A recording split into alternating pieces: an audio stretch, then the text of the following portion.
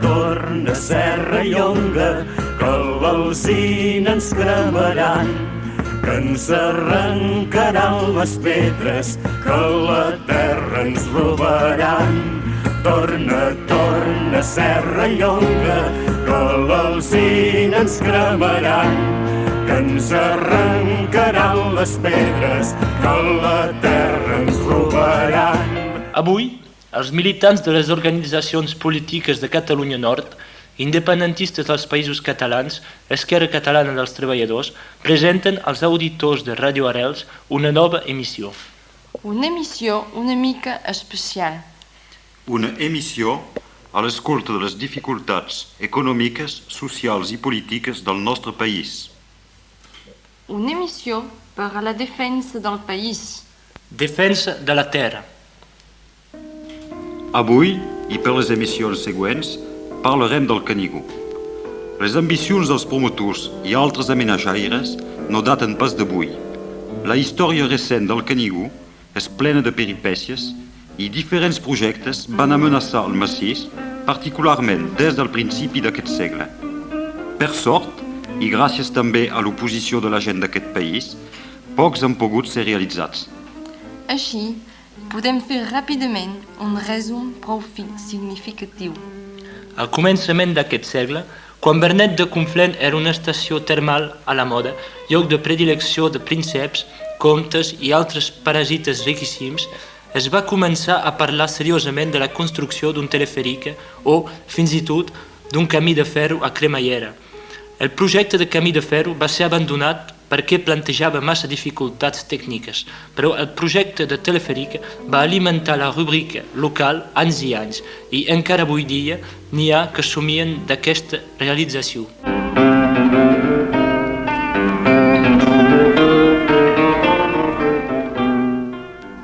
Ja el 10 de febrer del 1938, el president de la secció dels Pirineus Orientals del CAF, el senyor Delfou, envia al prefecte una carta per protestar contra el projecte de construcció d'un telefèric al Canigó.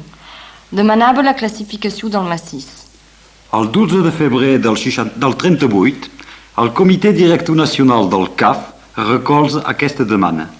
El 15 de juny del mateix any, la Comissió Departamental dels Sitis estudia aquesta proposta de classificació i, ferme defensor del nostre patrimoni, decideix. La classificació del conjunt del massís del Canigó no pot ser acceptada. La comissió, malgrat tot, és disposada a estudiar amb atenció totes les propostes de classificació d'una certa zona presentant un interès general, sigui a nivell artístic, històric, científic, legendari o pintoresc.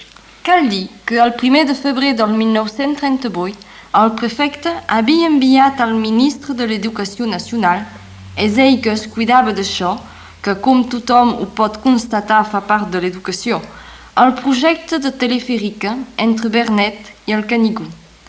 El ministre contesta el 28 de juliol del 1938.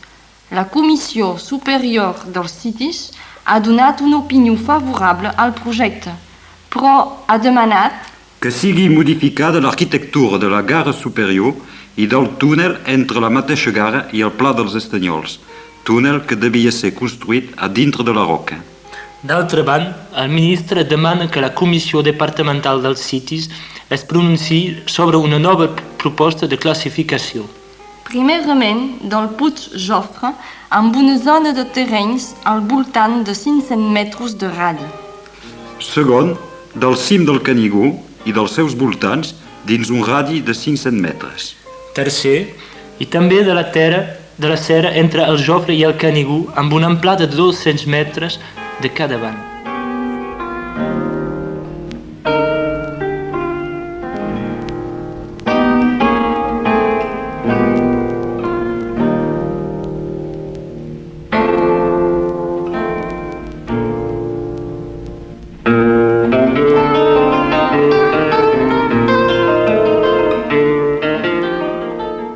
El 14 d'octubre del 1941, en plena ocupació, el president del moment de la secció de Prada del CAF proposa que sigui edificada al cim del Canigó una piramida en l'honor del mariscal Pétain. El mateix dia, la Comissió Departamental dels Sitis es pronuncia per la classificació següent. El Puig Jofre i el Canigó, tal com ho proposava el ministre el 28 de juliol del 1938. I a més, el punt de cota 2.748 amb els terrenys als voltants dins un radi de 500 metres. Aquest punt, sense nom, es devia anomenar Pic Pétain. Anys després, exactament el 16 d'octubre 1950, la Comissió dels Sitis confirma la seva decisió del 14 d'octubre del 1941 sense això del Pic Pétain, però amb la classificació del Pla dels Estanyols. El 14 de desembre del 1950, el prefecte indica al sotprefecte de Prada que el Consell General dels Pirineus Orientals ha decidit d'entreprendre la realització del telefèric i que seria convenient de tornar a reprendre el procés de classificació per ho adaptar a la nova voluntat del Consell. Malgrat tot, el 2 de gener del 1951 s'envia una carta al Ministeri per demanar la classificació del Puig Jofre, del Canigó i del Pla dels Estanyols. El 12 d'abril, el mateix any, hi haurà un decret ministerial inscrivint a l'inventari dels sitis pintorescs el conjunt constituït per el Canigó, el Puig Jofre, el punt cotat 2748 i el Pla dels Estanyols. El 15 de novembre del 1951, per fi, és definitivament classificat aquest ínfime bocí del massís.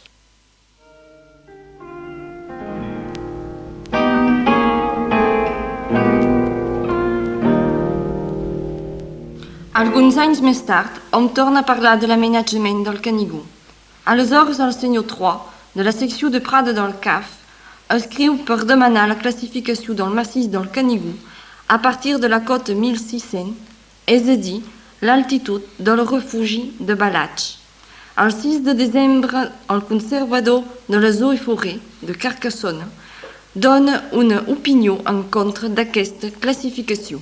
L'11 de gener del 1958, el senyor Noguer, aleshores president del Sindicat d'Iniciatives de Vernet, es pronuncia en contra de la classificació. El 21 de març és el Consell Municipal de Vernet, presidit pel batlle senyor Moret, que s'oposa a la classificació. Fins i tot, on parla de la reconstrucció de la ruta del Col de Millera als Hortalets, de la construcció d'un remissor de televisió i d'un poste de radioguidatge. El 26 d'abril, el Sindicat d'Iniciativa dels Banys d'Arles fa pública la seva oposició. L'11 de maig del 1958 és el Consell Municipal de Prats de Molló que s'hi oposa. Davant d'una tal ofensiva en contra de la classificació, la Comissió dels Sitis decideix de la mise en place d'una comissió d'estudis amb representants de les Eaux et Forêts, de l'urbanisme, de les belles arts, a fi de determinar les zones del Canigó que necessitarien l'adopció d'unes mesures de protecció especials tant del punt de vista pintoresc que turístic. El 26 de gener del 1959, les coses esdevenen més clares. Hi ha un projecte de constitució d'un grupament d'urbanisme encarregat d'estudiar les possibilitats d'explotació del conjunt del massís a tots els nivells, turístic, miner, hidromineral, esports d'hivern. S'hi adhereixen els municipis de Vernet, Castell, Fillols, Taurinyà, Clarà, Pi, Mantet, Prats de Molló, Altec, Arles, Cortsaví, els Banys. És ja la prefiguració del famós sindicat turístic del Canigó, aquest molt actual i que se remena massa a favor de la ruta Intervalls Vernet-Prats pel Pla Guillem, però això és un altre episodi, del qual parlarem aviat. Torna, torna, serra llonga, que l'alzina ens cremaran, que ens arrencaran les pedres, que la terra ens robaran.